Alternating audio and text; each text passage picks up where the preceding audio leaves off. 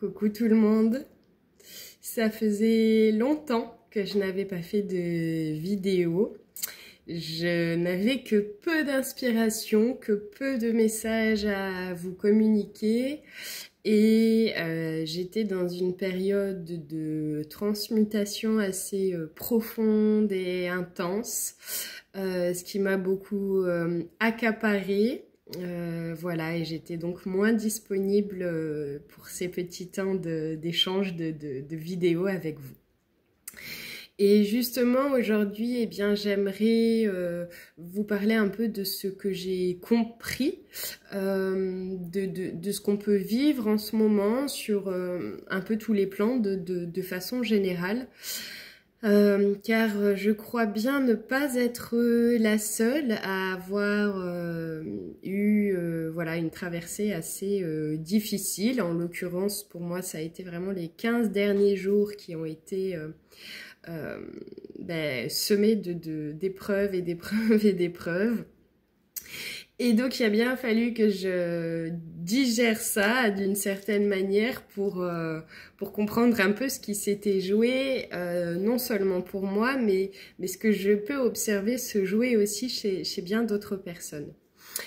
Pour ceux qui se sentiront concernés par ce message, pour ceux pour qui ça résonnera, et donc vous verrez vite si cette vidéo est pour vous, eh bien nous sommes en fait dans une fin de cycle karmique assez importante, c'est-à-dire que par rapport à ce qui est en train de se jouer maintenant dans votre vie personnelle, il y aura véritablement un avant et un après, surtout à l'intérieur de vous, mais probablement dans la matière aussi. Fin de cycle karmique dans le sens où c'est pas juste comme une fin de cycle pour une part de nous dans cette vie, mais c'est quelque chose de bien plus large qui inclut aussi totalement, bien entendu, le cheminement de l'âme. Et donc par rapport à cette fin de cycle-là, on est amené, et presque d'une certaine manière confronté, à tout ce qui est en lien avec, on va appeler ça un karma non résolu, du transgénérationnel aussi non résolu, puisque ça va clairement dans le même sens que le karma individuel, mais aussi vis-à-vis bien entendu de cette incarnation, tout ce qui est aussi comme non résolu en nous, dans le sens non transmuté, non libéré.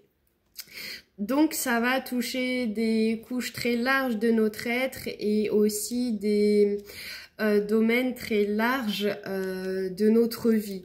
Tout ce, en définitive, sur quoi on a besoin de travailler ou lâcher prise. Par exemple, dans mon cas, alors, ce que j'ai vécu n'a pas touché la sphère professionnelle, mais a beaucoup touché la sphère relationnelle, sentimentale, la sphère aussi matérielle, à proprement parler, le corps, la santé physique, mentale, voilà, ça a touché un peu tout ça chez moi.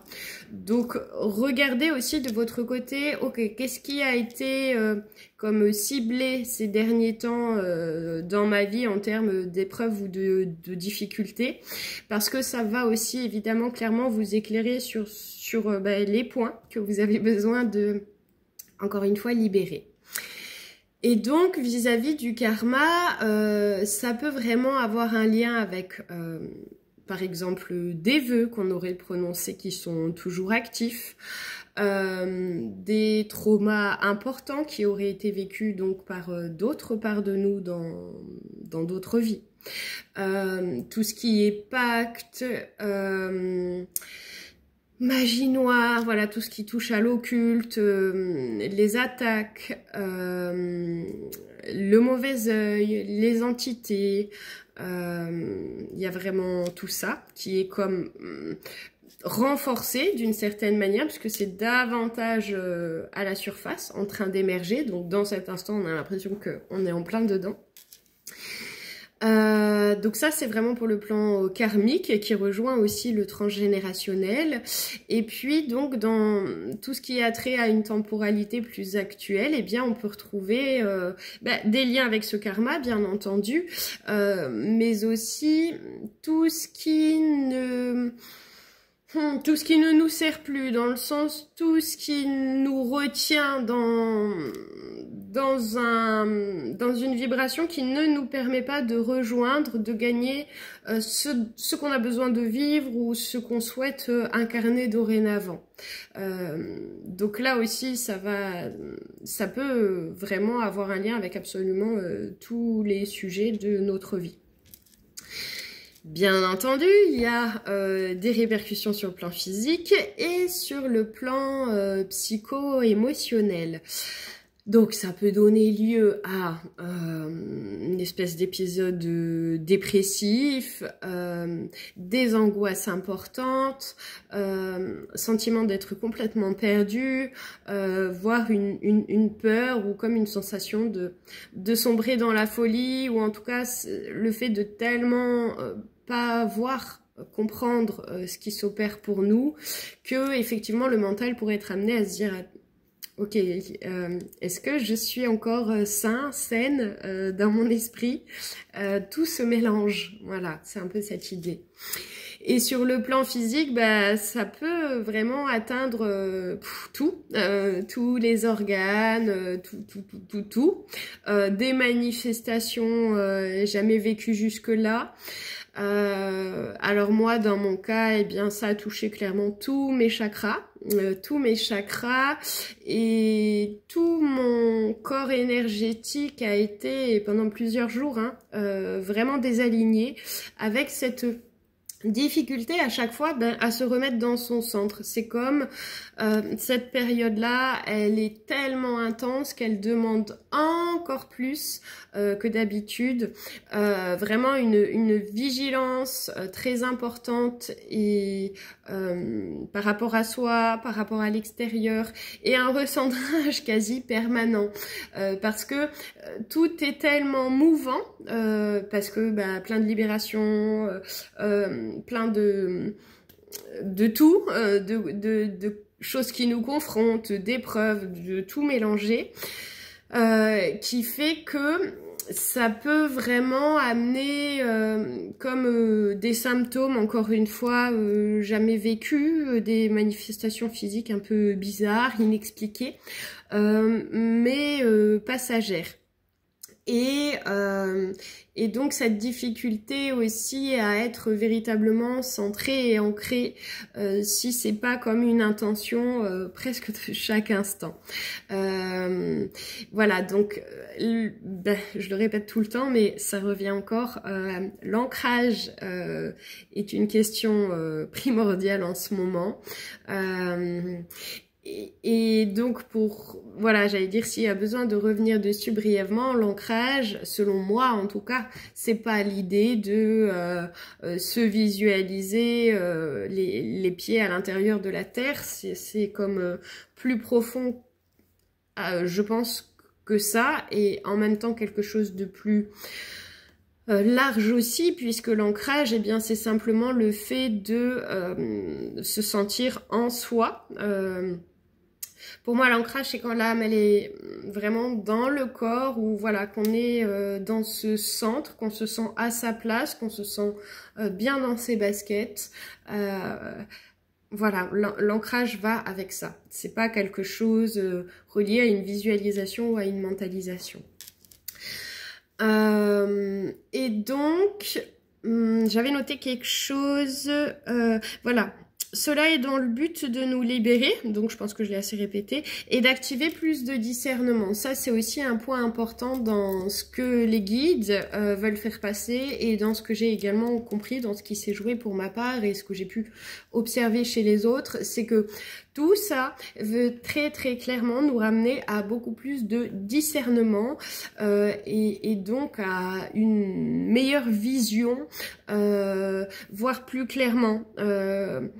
voir plus clairement ce qui joue, les messages de la vie, là où notre guidance veut nous emmener, là où elle cherche à nous détacher, avoir plus de discernement aussi vis-à-vis de quelque part l'attitude des autres, notamment vis-à-vis de nous, c'est-à-dire exemple, est-ce que c'est cette personne en face de moi qui est en train de s'adresser à moi maintenant, paraît sincère, engagée dans vis-à-vis de certaines valeurs, par exemple, ou est-ce que je sens qu'il y a comme anguille sous roche quelque part? Bon, c'est un exemple, mais c'est pour dire que ce discernement, enfin,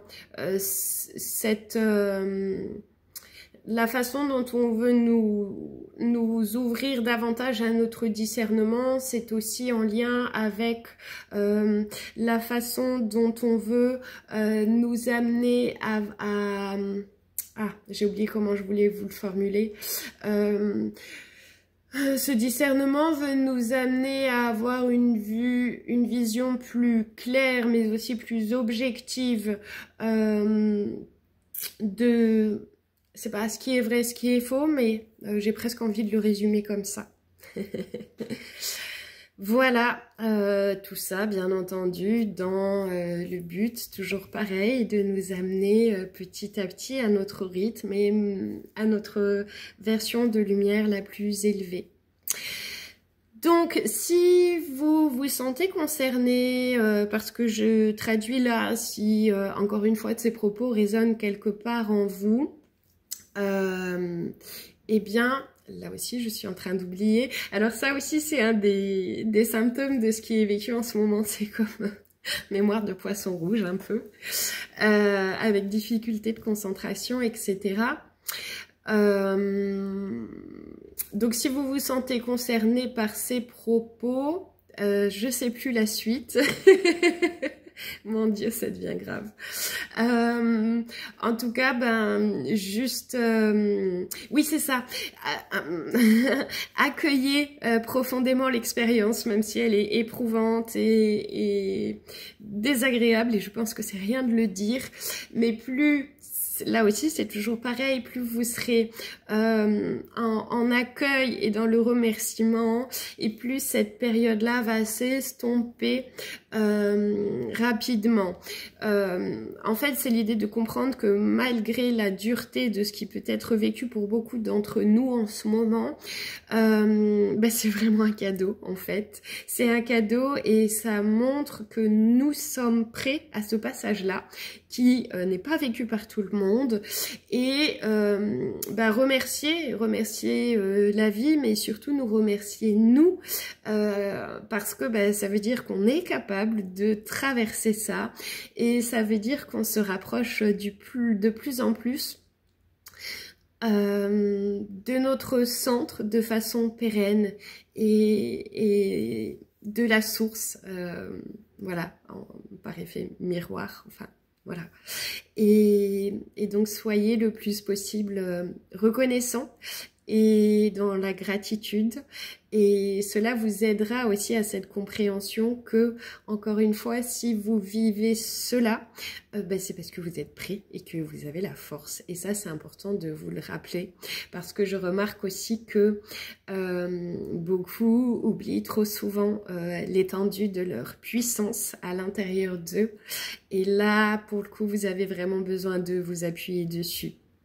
Voilà, donc j'espère que tout ce qui se libère chez chacun en ce moment vous aidera aussi justement à réaliser davantage la puissance qu'il y a en vous.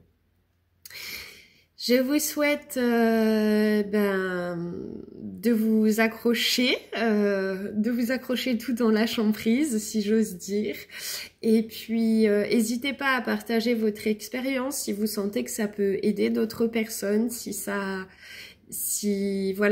peut vous permettre aussi de déposer certaines choses. Et puis, prenez soin de vous, je vous embrasse très très fort et à bientôt.